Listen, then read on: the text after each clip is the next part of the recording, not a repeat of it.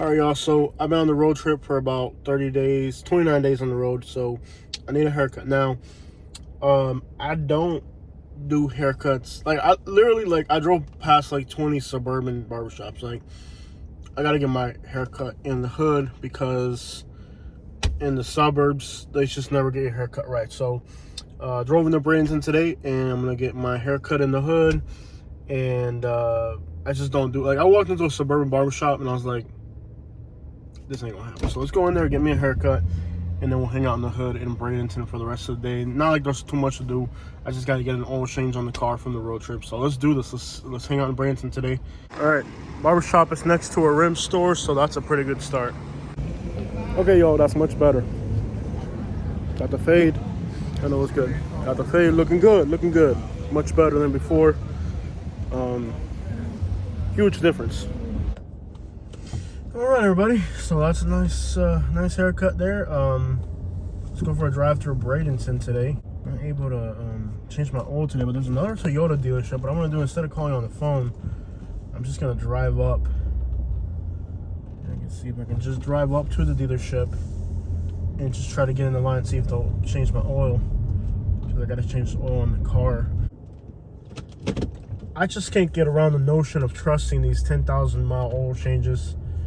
I feel like it's too long, and I feel like at least on my car, I'm gonna go with 5,000 mile oil changes, and supposedly the oil is meant to go 10,000 miles, but I don't trust it. So I just don't feel comfortable with the notion of a 10,000 mile oil change, and it might last 200,000 miles like that, 5,000 miles instead of every 10,000. I just can't get around the notion of trusting it. I don't trust it. It's like the oil change should be more often than that. It might have 300,000 miles by the time I'm done with it, you know? And if it's gonna be a 300,000 mile car,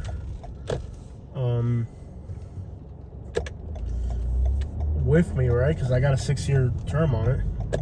If I pay it on, the way they want me to pay it, then this car's gonna have 300,000 miles. And if it's gonna have 300,000 miles, you really might want,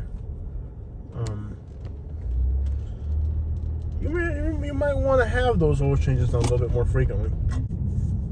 I want to know what a 5,000 mile oil change looks like. How much is left? Because I can use a dipstick and kind of get an idea, but I really want to just like have a better idea. I want to like really know what it's doing, but they don't want to show it to you. So at the end of the day, my gut instinct tells me to not to go with the 10,000 mile oil change. And I feel like Toyota, they offer you that when you buy the car, they promise you the stars and the moon. But in reality, when you go in there and it needs something fixed or something there, then there's yellow tape around it. So it's like, it feels like they're not very honest about, they're not really very honest about their like warranties and policies of guarantees and stuff. Like, I thought because I bought a Toyota Camry, the brand Toyota, that it would, be reliable. I wouldn't have any issues. It would be durable. And like, really, I see a lot of stuff with this car. Mechanically, it's sound. I will say that. But I feel like Toyota, it's not like the Toyota brand, because it's like, let's say you buy a car, right, and something happens to it. Well, the dealership says, oh, go see the company. The company says, oh, it's the dealership's fault. And you get this back and forth where if you actually need something done, they're supposed to do it because you have warranty, but they're not really going to do it. You know what I mean? For 40,000 miles, that already off the bat, you know what I mean? Like, off the bat already, the carpets are gone, pretty much. They're destroyed. I'm pretty sure they'll cost me $160, $140. They're not going to be cheap. The carpet's getting undone on the inside. Like, that's the type of stuff you see on an old car after they install a sound system or something. Not something you see on a car that's 2 years old. I really miss Fort Myers. Like I really miss Fort Myers a lot. This isn't quite Fort Myers. It looks like Fort Myers in a lot of ways. It feels like Fort Myers in a lot of ways. But it's not quite Fort Myers. I really, really miss Fort Myers. But after Hurricane Ian, I don't know if I want to be down there right now after the hurricane. Very hideous traffic flow. It's Just seems like traffic here sucks, basically. Fort Myers does too. Let's not act like Fort Myers traffic doesn't suck. It really does.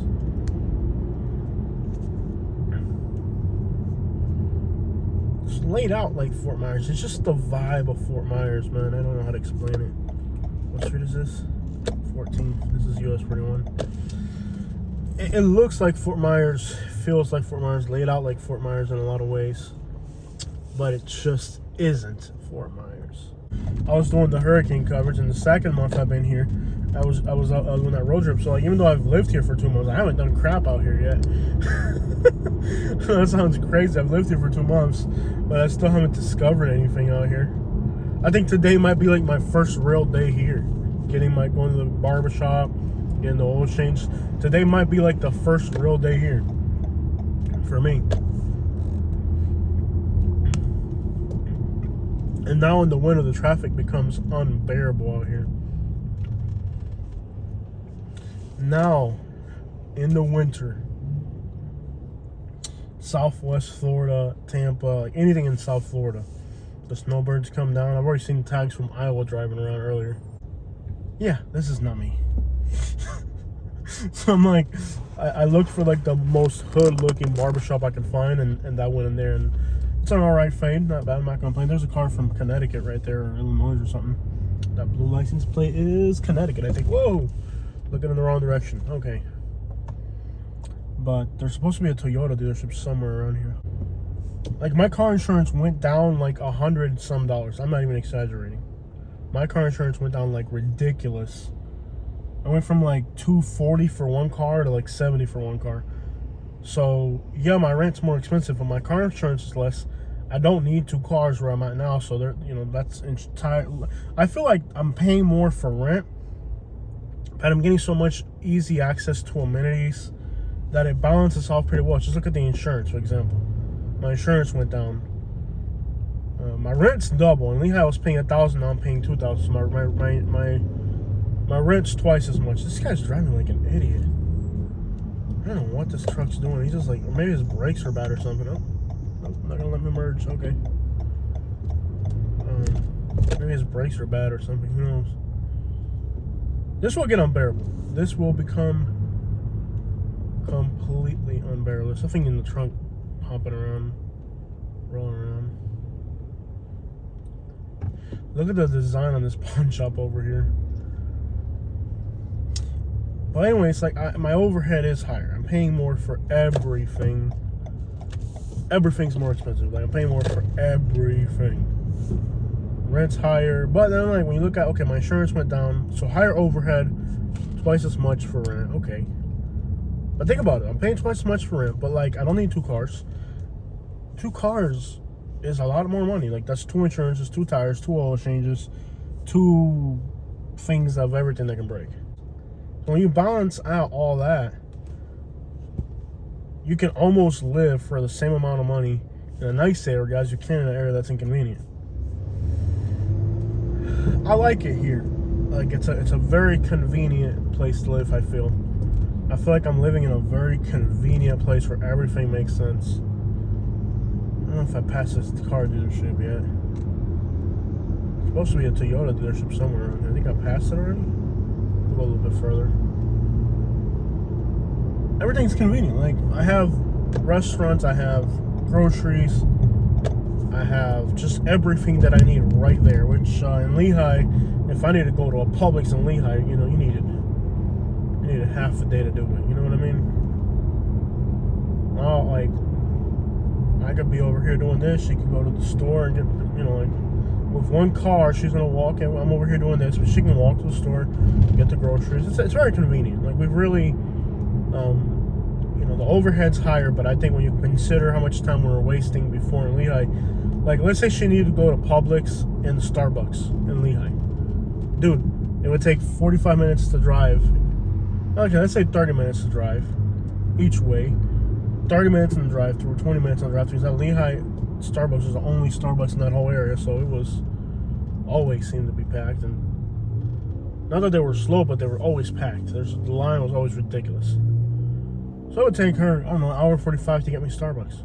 And then if she had to go to Publix, it would be another hour and 45 or more, 2 hours. So I was like, dude, like, that's your whole day's gone just getting groceries. Now, literally, you can knock those two things out in 35 minutes if you get to it. You know what I mean? So the convenience of where we live now makes more sense. The way I'm living, like, I really do. We are spending so much money on stupid, useless crap. Cars, ATVs. Like, I have to stop this crap. Like, we're never going to get ahead if I keep spending money on rims and switching cars out every 6 months. And, like, it's not obtainable. I feel like for so long I was deprived of being able to do stuff, and now that I can do it, I have no self-control. But I can't keep living like this. Like, I really got to grasp myself and say, okay, I'm not going to spend money on cars. I'm not going to spend money on anything. Even I'm going to cut down some of my expenses so that I can be able to save. Okay, I think this might be the dealership here. Like, you're still going to get here's the Toyota dealership. Hopefully I can get in there. I don't know. I feel like either way, like, the math doesn't make sense. Like, the American model of financing everything. Ay, mijo, no te me atravieses a hacer. I do want to test drive the new Tundra, though. There it is right there, that red one. That thing is a beast. There it is right there. I want that new Tundra. But, we're talking... last time I came here, they said it would be 45 minutes and it took like 3 hours. Let's see. Hey, I just need an oil change. I don't have an appointment. Let me check. We have a space. Okay. Okay, thank you. How many miles? 40,000.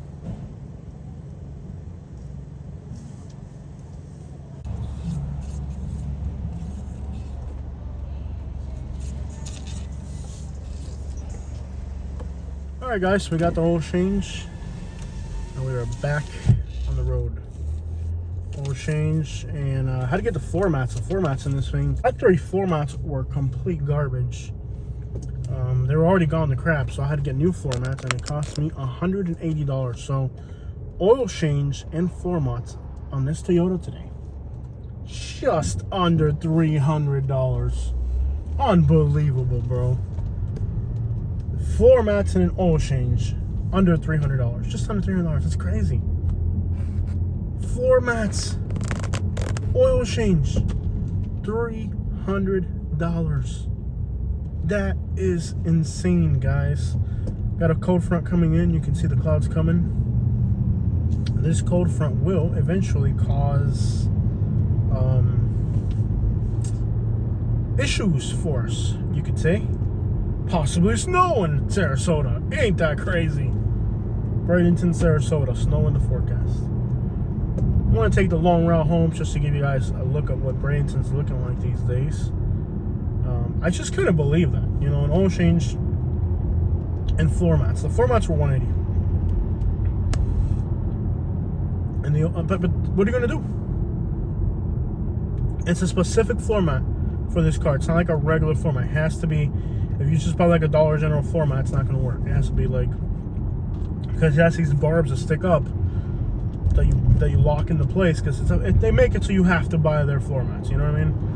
And the ones they sell you with the car are garbage. They were gone. What was I gonna do? They did clean the outside of the car a little bit. I live off of 70, but I can go up 64 either way. Which one's worst?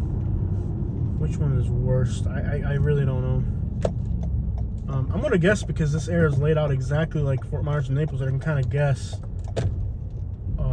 Are there any shortcut streets? Like, if you're from Naples, you know, Goodlet Frank Road is usually a traffic shortcut. You can avoid traffic on Goodlet Frank Road. Vanderbilt used to be a shortcut. It sure as crap ain't these days. But not a bad day. I got my fade. I got my oil change. I got my floor mats. By the way, everything is so expensive. My haircut was $35 in the hood. In Fort Myers, it's like $25 in the hood. But here, it's either they looked at me and said, it's his first time here, let's get him. I don't know what the crap. It was $35. And I was talking to the dude. He's just, yeah, good job. I guess I'm not going to complain. Not bad. It's not his fault my head's so ugly. But this is the times we're living in. Look at today, a normal day. I have to get an oil change. It's not like you can't get an oil change. And yes, I am doing it more often than you're supposed to, but I mean, I want, it's just the way I am. Oil change in floor mats, let's call that $300 because you need gas to get here. $45 for the haircut because I always tip whoever gives me a haircut. Now I know that sounds ridiculous, but I will say this, that a haircut in the suburbs where I live was actually more than that. So it seems like the going rate for a haircut in this metropolitan area is about $40 to $45. And that is insane, but that's what a haircut costs. And that's what a barber might need to charge if he wants to live in Bradenton, because rents aren't cheap around here. So haircut $45 with tip. That's $345. Katie did some grocery shopping for dinner. Call that $60. That's $400 today. Just to do some regular everyday crap. It's not like I'm buying a Gucci belt or something. I'm talking oil changes and dinner and gas and a haircut. I remember where you could have knocked all that out with $100 back in the day. So life is expensive. And you're always wondering, how the crap am I ever going to make enough money to take care of all the things we need? It's ridiculous. I don't know what's going to happen with the situation. But affordability is really, it's a problem. Everything. I'm not against paying $45 for a haircut because I understand that that's going directly from my hand to the hand of the person that's doing it, and it's not going to a big corporation. It's going to somebody who lives here. It's a real person. You're putting money directly in their hand. I don't know what's gonna happen with life, man. I just know it's getting to the point where everything is so expensive, where regular people are just like, and you also have you have expenses that are necessary, but we're not robots. We're humans. We have feelings. We have things we like, things we want. You might want to drive a new car. You might want to buy some fancy clothes. You might want to take a vacation. We're not robots or animals. We're gonna have to live too. It's difficult right now. Oh, look at that Silverado right there. All right, y'all, let's get back to the house. I don't even know, is this 53rd? See, I don't even know the streets here. I think 53rd turns in, 70, okay. Oh, wait, so this is 70. See, I don't even know my way around town. I thought I was gonna go up 64, but I'm still in 70. I'm saying I don't even know my way around this town. I mean, I've been here, but I'm not familiar with it. Like I said, I've been here 2 months, but the first month I was covering the hurricane, and this last month I was covering that road trip. So even though I've lived here for 2 months, I haven't really done anything out here. First haircut, long overdue. I look like a grizzly bear, but we'll settle in, feel comfortable eventually. At first, it's like a honeymoon when you move to a new place. I don't know if you guys know that. Notice to the left, those are Royal Cuban palm trees. You're not gonna find those in California. You're not gonna find those in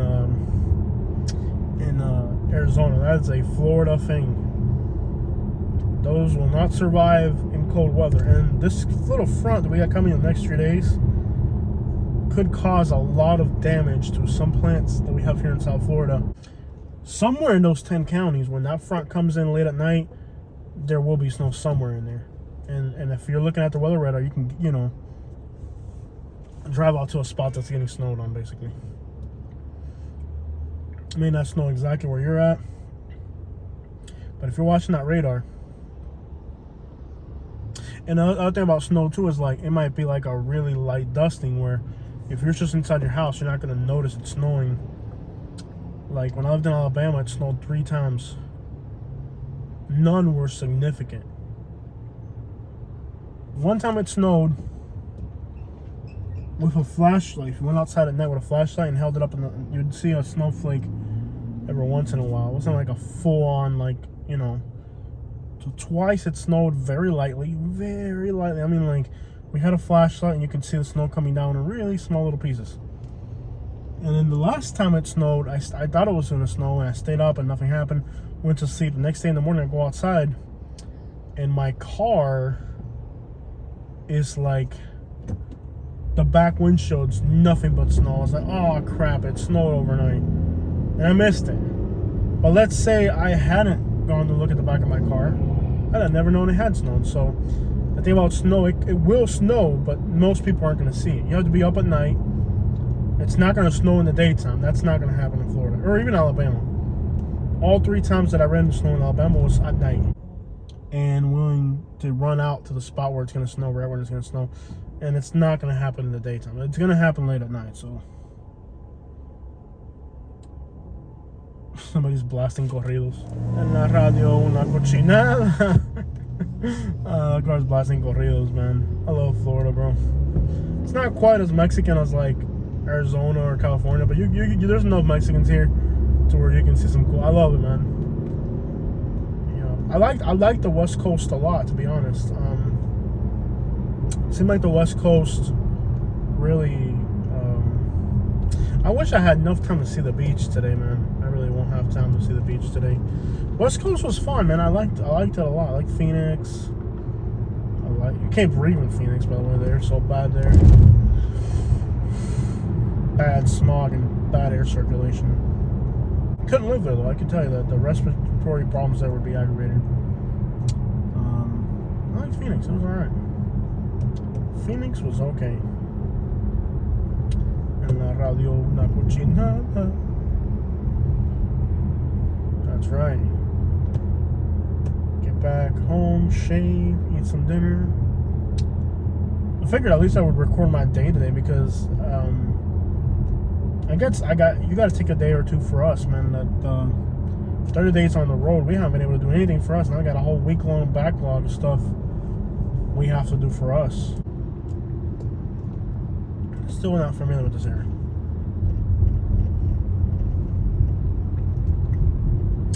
En la radio una cochinada.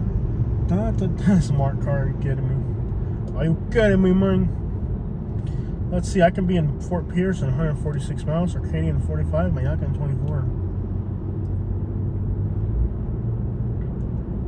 Mayaca would be nice for like if somebody wanted to live in the country and not too far from the city.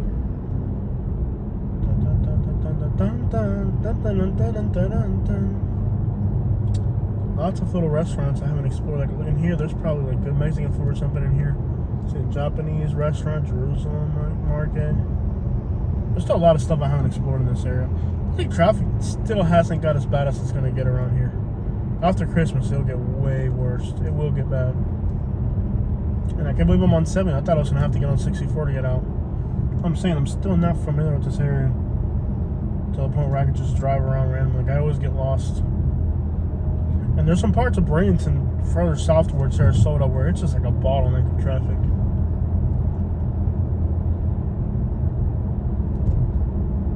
Seems like Bradenton's cleaned up a little bit, man. Like when I used to do my videos here, like the first few times I came up here, it was wild. But like North Fort Myers is like that too. There's like batches of bad crap that comes in, and everybody's like zombied out for a little bit, and then it goes away. Cause like there's days where I did one video in North Fort Myers, it was insane that day. Well, the video got like 12,000 views or something. It was like everybody was like, "What the crap?" I hope the California videos do good. We invested a lot of money. I want to see if I can get you guys a report of how much money we spent during that road trip. And relax. It all came off of the YouTube money from the hurricane coverage. Hurricane coverage did really well.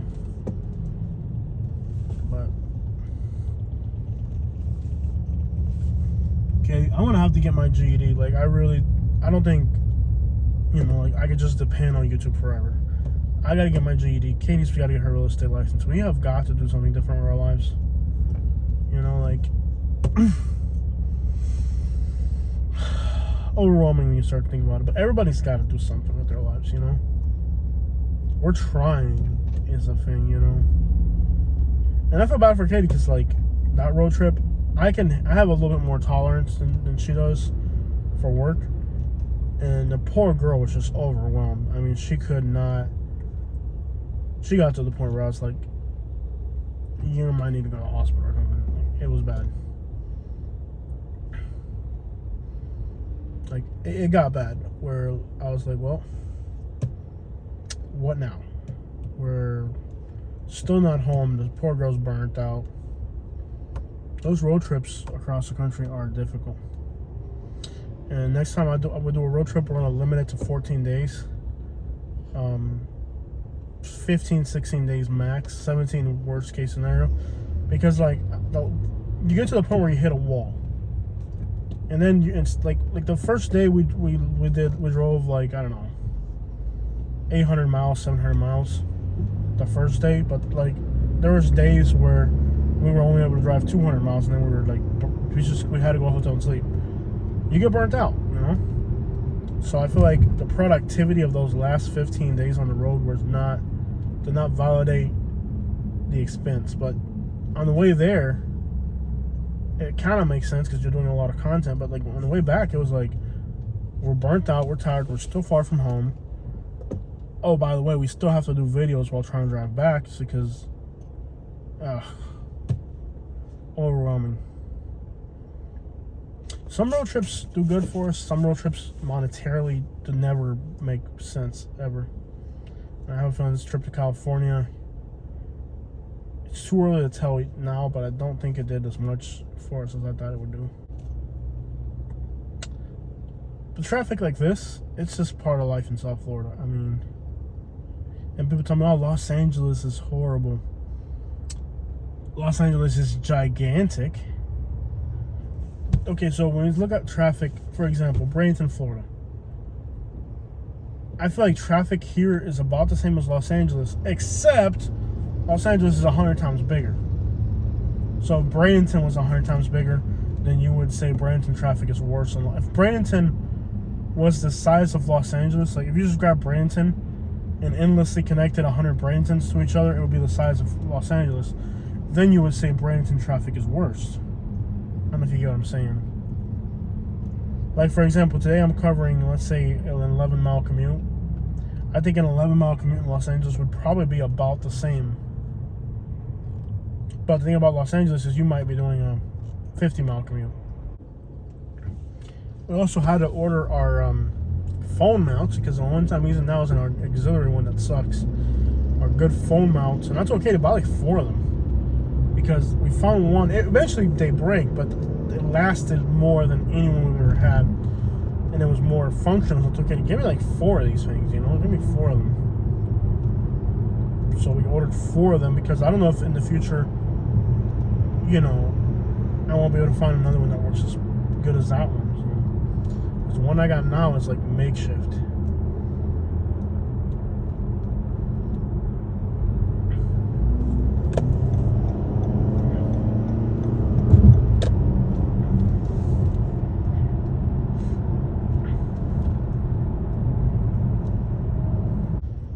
Fresh fade, fresh engine oil, fresh floor mats. Ready for life, y'all.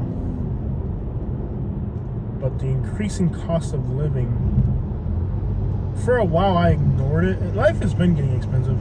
I haven't really been paying attention to it, except for recently, because I'm trying to get focused on our economy a little bit. And I'm thinking like, man, it's like you can't really think about some things. It's just you gotta have it. It's like it doesn't matter. Like you gotta have. Actually, this is new 2020. I can't just destroy this car with the floor mats that were in here. And you know, you have to spend money. It's like it's not optional. But it's crazy that an oil change and a floor mat's $300. Like that's almost a car payment back in the day, you know. Oh, look at my car payment now. $600, almost $600 a month for the car payment. I would have never thought I'd ever have a $600 car payment, you know? And some of these Yukons and bigger cars, those are like $1,200 a month car payments, you know? Crazy.